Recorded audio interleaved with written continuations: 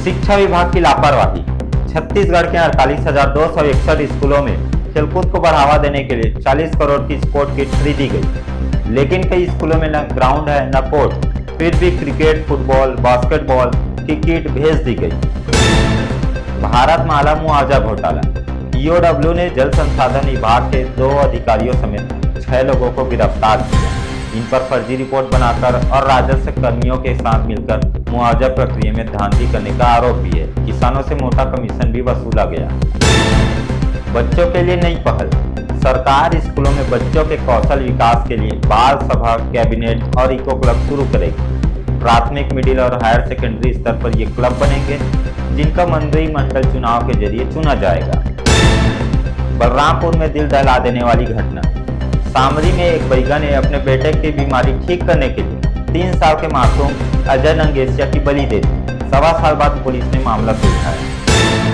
बिजली दरों पर विधानसभा में हंगामा। बिजली दर में 1.89% बढ़ोतरी पर कांग्रेस ने हंगामा किया। इसे जनता के साथ नाइंसाफी बताया। सरकार का कहना है कि किसानों को सब्सिडी दी जा रही है और दरें देश में सबसे कम है। साइबर क्राइम पर सवाल। विपक्ष ने साइबर अपराध रोकने में सरकार की कमजोरी का आरोप लगाया। गृह विभाग ने जवाब दिया कि 1300 से ज्यादा मामले दर्ज हुए और स्पेशल टीम बनाई गई है। Monsoon alert. बस्तर, कांकेर, दुर्ग समेत 7 जिलों में भारी बारिश की चेतावनी। निचले इलाकों में जलभराव का खतरा। नक्सलियों का आत्मसमर्पण। नारायणपुर में 22 नक्सलियों ने हथियार डाले, जिन पर 37 लाख का इनाम था। पुलिस ने इसे बड़ी कामयाबी बताया। आदिवासी छात्रावास में घोटाला। कांग्रेस ने आरोप लगाया कि छात्रावासों में 32,000 रुपए प्रति जग की दर से 160 जग खरीदे गए, जिसकी कीमत 51 लाख बताई गई।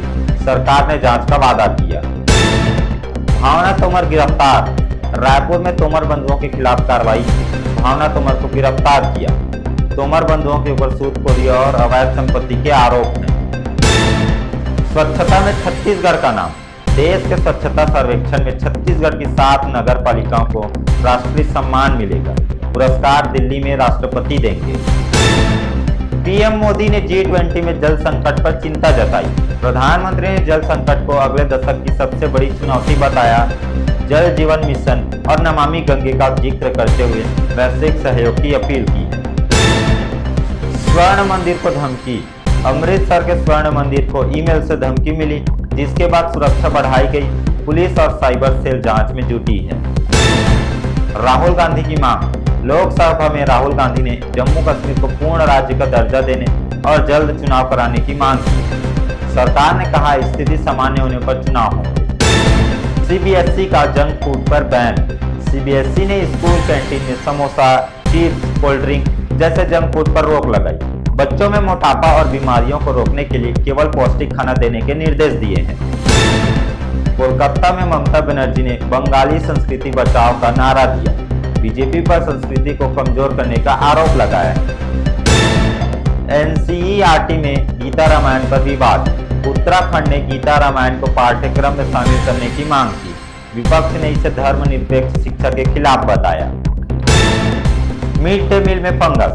यूपी और बिहार के स्कूलों में मिड डे मील में फंगस वाली रोटियां मिलने से बच्चे बीमार पड़ रहे हैं। सरकार ने दोषी सप्लायर्स पर कार्रवाई का आदेश दिया। कुलगाम में मुठभेड़। जम्मू कश्मीर के कुलगाम में सेना ने 3 आतंकियों को मार गिराया। एक जवान शहीद हुए। इलाके में तलाशी अभियान जारी है। भारत को तेल की कमी की कोई चिंता नहीं। तेल मंत्री हरदीप पुरी ने कहा, हम तेल की आपूर्ति कहीं से भी मंगवा सकते हैं, भले ही रूस से रोक लगे। उनके मुताबिक भारत के पास लगभग 40 देशों से तेल लाने की सुविधा है। पेट्रोल, डीजल की कीमतें जल्द ही कम हो सकती है यदि कच्चे तेल की कीमत स्थिर बनी रहे। नमस्कार, मैं था आपके साथ प्रवीण देवांगन। इसी तरह की तमाम बड़ी खबरों के लिए बने रहिए संदेश भारत के साथ।